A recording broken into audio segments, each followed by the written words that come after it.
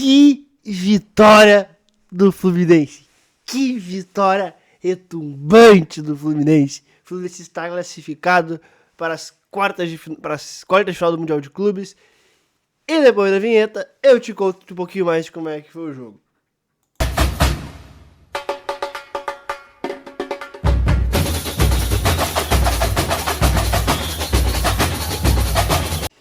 E aí, gurizada? E aí? Cara, eu preciso começar esse vídeo de falar de postagem, de falar de jogo, de ideia, de tudo. Antes, respeitem Renato fucking Portaluppi. Respeitem Renato Gaúcho. Os pseudo-estudiosos de bola que dizem que é o entregador de colete, é do motivacional. Cara, de coração, parem de assistir essas porra aí que não entendem nada de futebol. Vejam o que esse cara entrega de resultado. Vejam o que esse cara entrega de resultado. Ele é muito bom. Ele é muito bom. Ele é melhor do que 90% dos caras que vão lá engravatadinho falar bonito.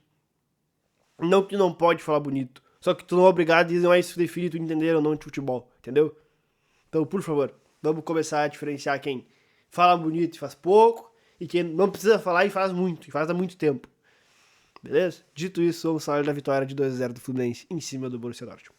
O que pensou o Renato Gaúcho? E a gente vai pra pranchetinha. Esse jogo, obviamente, vai ter que ter pranchetinha. O Fluminense é os de vermelho. Só pra vocês entenderem. Ó, isso aqui era a Inter de Milão. A Inter de Milão, ela era um 3-5-2, né? Porque ela tem muito das principais peças. Deixa eu arrumar a câmera aqui, porque tá estourando o meu quadrinho. Não pode estourar um quadro tático. Não sei se dá pra ver. Acho que dá pra entender. O que acontece? A Inter, ela gosta muito desses laterais aqui. Ela usa muitos laterais. Tanto o Dumfries quanto o Di Marco. Ele tem seu jogo apoiado muito aqui. O que o Renato pensou? O Renato, geralmente, ele bota ali um 4-4-2. Ele tira um pouco áreas das suas áreas. E ele faz ali um 4-4-2. O Renato, o que ele pensou? Cara, eu vou igualar o jogo. E vou deixar as marcações elas mais simples, né? Porque se ele fizesse um 4-4-2 para encaixar todo mundo, ele ia ter alguma dificuldade de encaixe ali, poderia dar um problema. O que ele fez? Montou um 3-5-2 também. O que acontece quando ele montou o 3-5-2?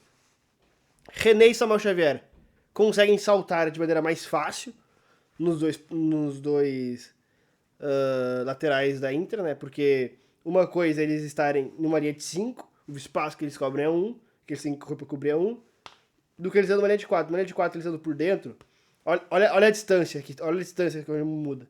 Ó, agora coloca a linha de 5. Olha a distância. Tipo assim, existe uma diferença, tá ligado? Então, tipo, facilitava os saltos do Samuel Xavier e do René, que estavam muito encaixados, estavam bem individualizados, né? Era uma marcação muito individualizada, tanto do Dumfries às vezes embaixar pra apoiar saída de bola. E o René ou o Samuel acompanhar, nesse caso aqui eu tô tá invertido, aqui é o Di Marco. Eles baixar e o Samuel acompanhar o Di Marco, o Dumfries baixar, o René acompanhar, a partidaça do René hoje, inclusive. O meio também, extremamente encaixado. O Aslani baixava muitas vezes para fazer saída de bola, os dois laterais abriam para virarem laterais, e a Inter fazia isso aqui. Um volante virava zagueiro, junto com o De Vrij, Darmian de um lado, Bastoni do outro virava laterais, com os dois laterais como pontas. Isso aqui acabava virando a Inter de Milão. O Nonato acompanhava o Aslani. O Nonato era responsável direto pelo Aslani, onde o Aslani ia. Opa, que eu confundi as coisas aqui. Onde o Aslani ia, o Nonato ia atrás dele. Então o Nonato era responsável pelo Aslani. O Martinelli, ele era responsável pelo Mkhitaryan. E o Bernal pelo Barella. Esses eram os encaixes propostos pelo Fluminense, do Renato. E os zagueiros e os dois atacantes, eles deixavam o Bernal livre. Geralmente, quem ficava livre, o homem livre era o escolhido, era o De Vrij. Então, eles marcavam Darmian, Bastoni, e quem tinha um pouquinho mais de liberdade era o homem livre, para aqui não ficarem 2 contra 2, era o De Vrij, que o De Vrij desses todos aqui é quem tem menos qualidade com a bola. Então, deixa o De Vrij com a bola, porque ele vai estropeçar com a bola, ele vai errar. A gente pode criar melhor se esse cara aqui tiver a bola. E isso acontecia muitas vezes. o Aslan às vezes fazia isso aqui, às vezes era realmente uma saída de 3, mas era sempre esse movimento, se marcava Bastoni e Darmian, e deixava o De Vrij com a bola. Então, o Renato escolheu quem deixar livre, e o resto do time tudo muito bem encaixado. Aqui tu tinha um 3-2, né, tu não ia deixar Lautaro e Thuram mano a mano. Se bem que muitas vezes ficou, e agora a gente tem que começar a falar de individualidades. Por exemplo, a de Ignacio ou Inácio, que eu não sei como é que fala o nome do cara, mas sim, partida assustadora do Inácio. Assustadora, assim, num nível da partida do seu Inácio, assustadora.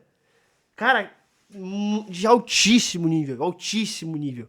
Do Inácio, assim, eu não vi uma partida perto disso que ele fez hoje. Eu achava ele bom zagueiro, eu achava bem discutível ele e Freitas, mas hoje é assustadora. O Freitas também muito bem, o Thiago um pouquinho mais na sobra, mas bem também quando precisou fazer cobertura de bola longa, inclusive, porque a Inter buscava muito, passava bola nas costas da última linha, pro Lautaro explorar, pro Thuram explorar, às vezes até pros laterais. O Thiago muito bem nessas coberturas, muito bem também. Os 3 caras de meio, Martinelli, Bernal, que outra ideia do Renato, esse cara primeiro Comem, era o Hércules. O que ele faz? Põe o Bernal porque ganha altura, o time do Inter é um time muito alto, um time muito físico. Então é mais uma ideia do Renato pensada, que vai muito bem, que funciona. Ele põe o Bernal aqui, ganha fisicamente, ganha altura, e faz uma belíssima partida do Bernal. O Arias é um monstro, cara. O Arias tá no futebol brasileiro ainda, é uma esquisitice, cara. Esse cara não tá na Europa. E se depois do Mundial ele não for também, aí... Sei lá, cara. E, cara, o que joga o Arias, cara? O que joga o Arias, meu? Pelo amor de Deus. Ninguém tira a bola desse homem. Cara, o Arias é um monstro de jogador. Um monstro de jogador. É assustador o que joga John Arias. Muito bom mesmo. Então, assim, vitória maiúscula, assim. O Fluminense que durante, acho que, dos 90, vamos colocar que o Fluminense ele tinha controlado o jogo na mão dele. 70, 75 minutos, assim, o Fluminense ele controlou legal.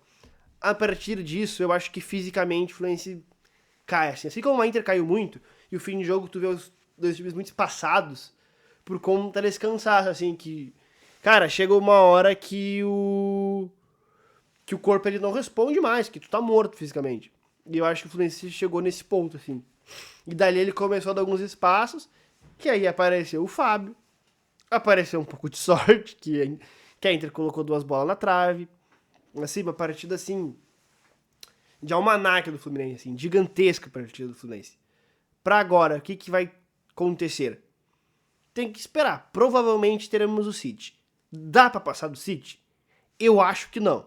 Mas com o rabo que tem o Renato, eu não vou duvidar. Eu acho pouquíssimo provável, eu acho o City outra conversa, outro brinquedo ali, na brincadeira do Bayern de Munique. Mas sim, vamos esperar pra ver e ver o que acontece. Porque não dá pra cravar que não dá. Beleza?